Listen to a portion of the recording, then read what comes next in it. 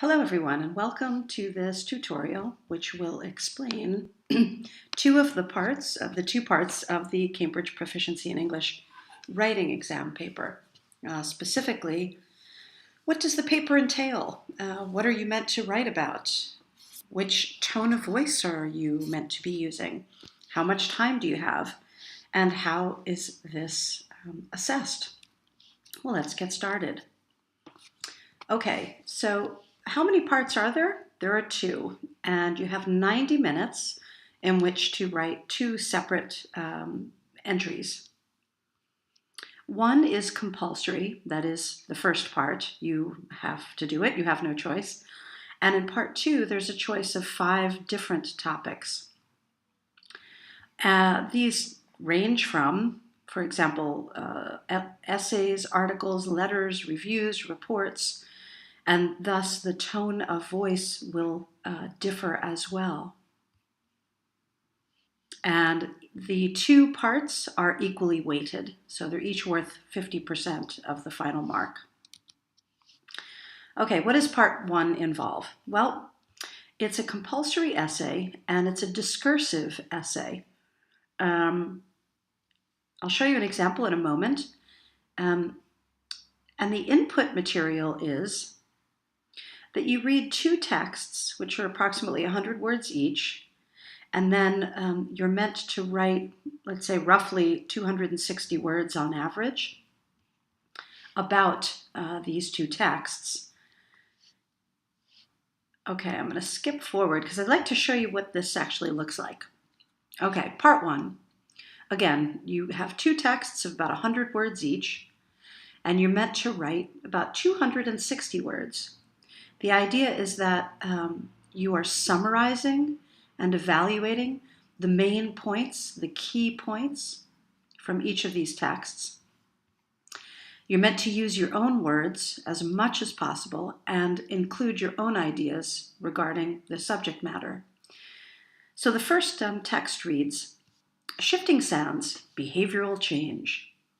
Nowadays, in some cultures, there may often be confusion between generations about what is acceptable behavior in certain situations. Older people sometimes complain, for example, about the real or imagined rudeness of others, such as in the use of electronic devices in public places. However, the younger generation do not regard electronic communication as intrusive, but rather as fundamental to their way of life. Only increased mutual understanding is likely to resolve potential conflict or confusion in any society. In this case, as in all others, it pays to be aware of other people's points of view. Okay, so what does the text actually put forth in terms of the main points? The topic sentence reads confusion between generations.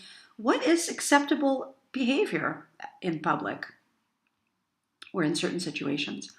So it sort of juxtaposes, it compares older people who may find some behaviors rude and younger people who may not find some behaviors, for example, electronic device usage, rude.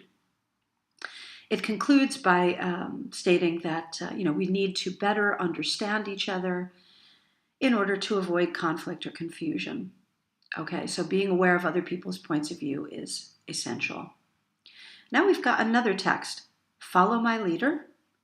Should we always aim to do what society expects of us? No. What society needs is individuality.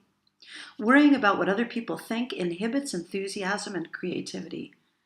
Nothing new is ever achieved by conforming to expected social norms.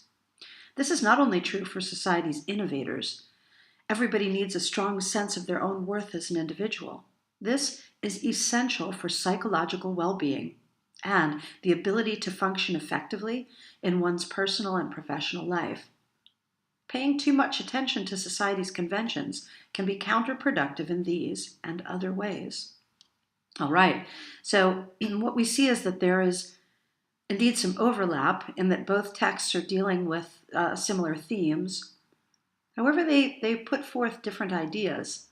If we summarize this text, well, the author of the text is putting forth the notion that We need to follow our own gut instinct, be individuals, um,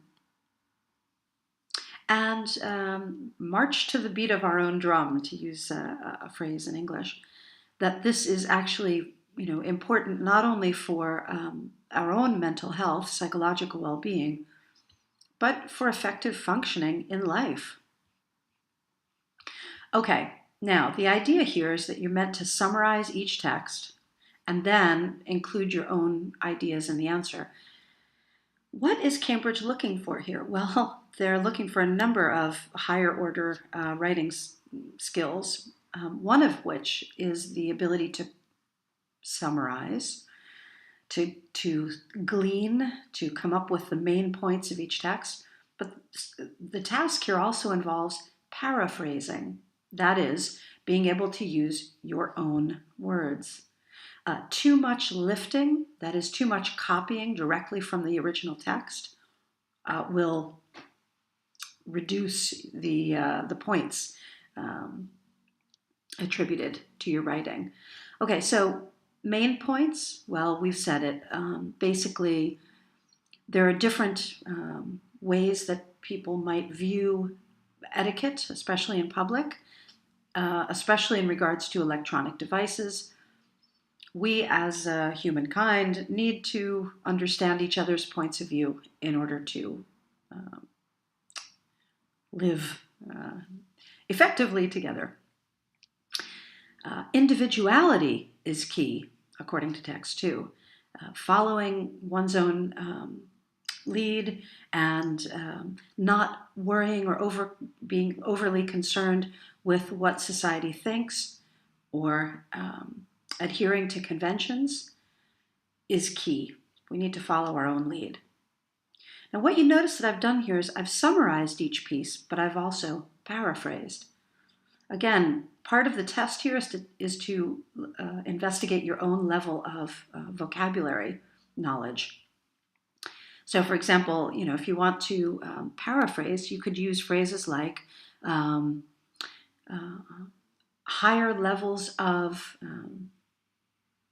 let's say, understanding between peoples will help to bring about resolution to conflict and confusion. I've lifted. Sorry, guys. Let me come up with a different wording. Conflict, disagreement, confusion, chaos, or lack of resolution. Okay, here, let's come up with some synonyms. Let's paraphrase. Everybody needs a strong sense of their own worth as an individual. People must follow their own personal guidance in regards to creativity and personal expression. And then here it reads, paying too much attention to society's conventions can be counterproductive. Well, we could say something like adhering to societal norms might be, let's say, less effective or might be detrimental. Okay, so your essay in 260 words will summarize and paraphrase this piece, summarize and paraphrase this piece, and then in a few sentences outline, your own opinion as the writer, as the author. Okay, so that's part 1. Now, in a separate video, I'm going to show some examples of successful attempts at this task. Great, that's part 1. Let's take a look at part 2. Okay, part 2 involves a choice here. You have some options. You may be given an article, a letter, a report, or a review. And then the last option, that is question 5, deals with having read a particular book. So, for example, I think last year or 2 years ago, the required text or the compulsory text, the set text, was The Great Gatsby. A book called Brooklyn, Sometimes there's a novella or a short story, like Do Androids Dream of Electric Sheep? So the idea is to go to the Cambridge website. It's easily found if you just Google Cambridge Proficiency Set Text and then the year that you're looking for, the current year. Then you'll find which texts have been set for this year. What do you write about these texts? Well, you might write an article, an essay, a letter, a report, or a review. Okay, and how long is this meant to be? This or this. You write one thing here from these choices. Well, this is a little bit longer than the other. It's about 300 words. So if you think, how much writing are you actually doing on the test as a whole? If you're writing about 260 and 300, well, you're writing, let's say, 560 to 600 words maximum, okay, in 90 minutes. Okay, so again, this is part 2. You have options. Let's take a look at a set example. Okay, part 2. Write an answer to one of the questions 2 through 5 in this part. Now here you just see questions 2, 3, 4. We'll take a look at question 5 on the next slide. One option. Oh, this is a review. Nice. This is a report. And here you have an article. The review. A literary magazine is running a series of reviews of books that people enjoyed reading as a child and would recommend for children today. You decide to send in a review in which you describe a book you enjoyed and the attractions it had for you as a child. You should also explain why you feel it remains relevant for children today. Ooh, this is a nice option, especially for those of us that are avid readers. It's a literary magazine, and it's a review, so if one looks at the task, well, you figure the tone of voice will be somewhat conversational. It's not going to be super formal, right? Okay, here is a report. We can already probably gather that if it's a report, the tone of voice, or what Cambridge is what it's called register, is already going to be more formal, neutral to formal. A jobs fair was recently held in your town for international organizations and companies to promote careers available for young people. You have been asked to write a report of the jobs fair for your college website. Aha. So it's a website, it's for the whole organization, institution. So again, the tone of voice will be somewhat formal. You should briefly describe the event, that's the jobs fair, and identify 2 or 3 promotions of particular interest and relevance. You should also evaluate the extent to which such events can open young people's minds to new challenges and career opportunities. There will be some, let's say, opinion in this. It will be slightly subjective because you're evaluating the interest and relevance of these components of the jobs fair. But again, the tone will be somewhat formal. Okay, and lastly, an article. Another magazine. An international travel magazine is running a series of articles on alternatives to traveling by plane. The magazine has invited readers to send in articles briefly describing a memorable long-distance train or bus journey they've made. The article should explain the advantages of traveling a long distance by train or bus, and consider whether, in general, traveling to your destination more slowly may result in a more satisfying travel experience. Okay, so this is also a nice option. Indeed, this is about a journey that you, the author of the piece, has made. Thus, the tone of voice will be rather conversational. It's not going to be super formal. Think for a moment about which one you would choose. The review about a book you read as a child, a report about a careers fair that you visited, or an article about a travel experience. And sometimes my students ask me, well, but where do I get the information for this? For example, this jobs fair. Well, you make it up. Cambridge isn't. We're not going to check. That is, those who assess writing, your teachers or Cambridge examiners, writing assessors are not going to check whether the facts are actually true. There's no way to check that. The idea is you have to quickly, because again, you only have 90 minutes, and you need to be able to make a choice rather quickly, and then brainstorm some ideas as to what exactly the content will be. Okay, so these are questions 2 through 4. There's one more option, and that's the set text, in which you are writing about a book you've read. Let's take a look. Okay, your last option. And what we see here is it a play? Is it a book? I believe it's a play, but in any case, it's Shakespeare in Love. Some of you may know it from having seen the movie, the film. And you've also got, I believe it's a novella. In any case, it's a fairly short read. It's science fiction, rather a classic. Do Androids Dream of Electric Sheep, which some of you may recognize as having been adapted to a film called Blade Runner. Okay, so you're choosing, let's see, Shakespeare in Love. A broad river divides my lovers. Viola is in love with Will because she admires his poetry. Will is in love with Viola because she inspires his writing. Write an essay for your English language tutor. You should evaluate the extent to which you agree with this judgment of the relationship between Will and Viola, making reference to 2 or 3 particular events in it's a screenplay. Write your essay. How long is it going to be? Well, again, it'll be around 300 words.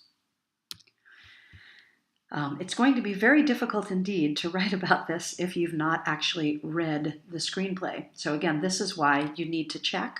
If you're interested in option 5, the set text option, you need to check what Cambridge has assigned for that year's test material.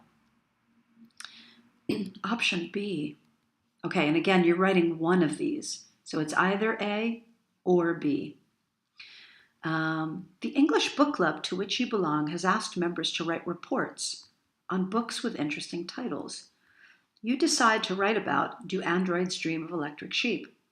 You should briefly describe the story, explain the significance of the title, and assess how far the title successfully conveys what the story is about. Write your report. So both of these have a fairly neutral to formal tone of voice or register. Again, this is an essay. Who is the target reader? Your teacher, your English teacher. Okay, so formal academic style. Here, it's a report, and it's a book club. So, again, the tone of voice will be neutral to formal academic style. All right. I hope that serves to explain the nature. Oh, and let's talk briefly about how you're assessed. Okay. Cambridge will look at 4 things, 4 subscale elements in your writing. The first one of them, they're equally important. Okay, so in total, you're allotted 20 points for each piece. And for each, you're allotted, again, 4 divided into 20 is 5 points each. So content is worth 5 points. Communicative achievement is worth 5 points. Organization is worth 5 points. And language is worth 5 points. Content focuses on how well the candidate has fulfilled the task. In other words, if they have done what they were asked to do. Basically, did you, as the author, answer the question? Sometimes people go way off track and do not answer the question, and then one would lose points for content. Another element is communicative achievement. This focuses on how appropriate the writing is for the task, and whether the candidate has used the appropriate register or tone of voice. So, for example, if you're writing an academic essay, Cambridge, assessors will be looking for linking words, cohesive devices of an academic nature. that will also perhaps fall into organization. But let's take another example. Okay, for example, an article. Well, if this is a more conversational style piece, generally one could use more idiomatic language here as well. If you're writing a review of a book that you read as a child, you're allowed to use the word I. You're allowed to use idioms, okay? Things like gut, I had a gut feeling, that didn't ring a bell, this sort of language. Whereas if you're writing a report or, for example, a summary, you're not meant to be using much idiomatic language. Okay, whoops, sorry guys, let's go back. Cool. Okay, so that's communicative achievement, the tone of voice. Then we'll also be looking at organization, the way the candidate puts together the piece of writing. In other words, if it's logical and ordered. We're looking for paragraphs, we're looking for linking words and devices, and that indeed the piece flows logically and readably. The last element is language, that is vocabulary and grammar. Accuracy is important, of course, at this high level of English, and the range. That is, that you're able to use and demonstrate accurately a range of different types of vocabulary. Okay? So again, 5 points for each element, and in such a way your writing is assessed. Well,